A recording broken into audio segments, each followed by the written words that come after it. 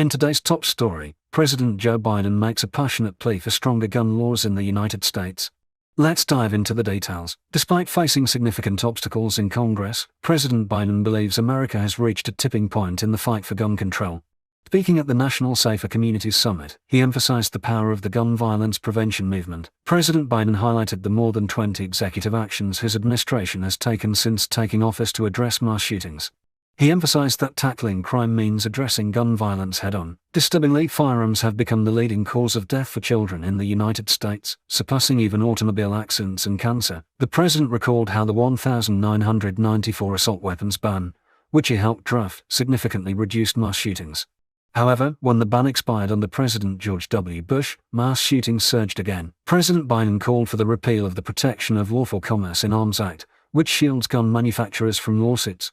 He also advocated for universal background checks before purchasing high-powered rifles and emphasized the importance of safe storage requirements. The president acknowledged the efforts of governors, like Connecticut's Ned Lamont, who recently signed multiple bills to strengthen firearm regulations.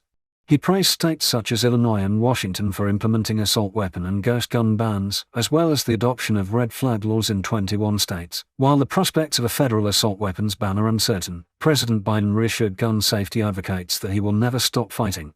His commitment is clear: he aims to ban assault weapons, hold gun makers liable, and bring about change in the gun industry. In today's top story, Russian President Vladimir Putin announces the deployment of tactical nuclear weapons in Belarus.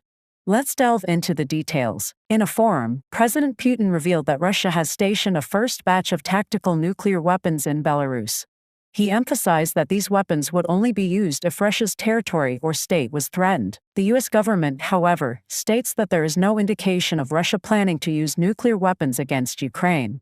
U.S. Secretary of State Antony Blinken made this statement following President Putin's remarks. Belarus serves as a key ally to Russia and was the launchpad for President Putin's invasion of Ukraine last year. President Putin stated that the transfer of tactical nuclear warheads to Belarus will be completed by the end of the summer. During a Q&A session at the St. Petersburg International Economic Forum, President Putin described the move as a form of containment and a reminder to those considering a strategic defeat against Russia. When asked about the possibility of using these weapons, President Putin responded by questioning the need to threaten the entire world. He reiterated that extreme measures would be taken only if there was a danger to Russian statehood. Tactical nuclear weapons are small-scale warheads designed for battlefield use or limited strikes.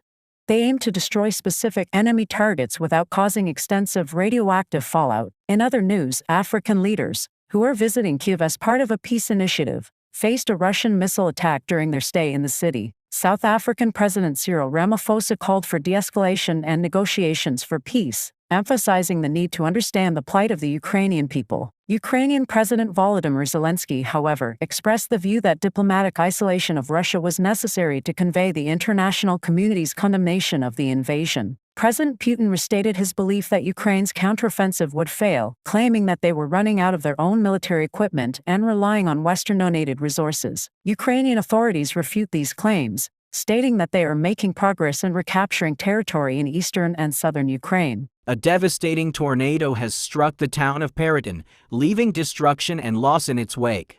Let's get the latest details. Late Thursday afternoon, a tornado tore through Periton, claiming the lives of at least 3 people and injuring dozens more. Periton Fire Chief Paul Dutcher confirmed the fatalities, while over 50 individuals received treatment at a local hospital before being released.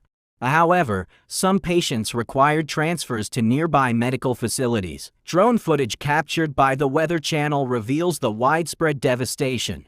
Houses and mobile homes reduced to rubble, cars and SUVs buried under debris, and businesses severely damaged, testimony to the tornado's destructive power. Responding swiftly, Governor Greg Abbott directed the state's Division of Emergency Management to deploy necessary resources to the affected area. Multiple agencies, including the Texas Department of Transportation, Texas Department of State Health Services, Texas Parks and Wildlife Department, Texas Department of Public Safety, and Texas A&M Engineering Extension Services search and rescue teams, are on hand to address urgent life safety needs. Governor Abbott urges all Texans to follow the guidance of state and local officials and take essential precautions to protect themselves and their loved ones during this severe weather event.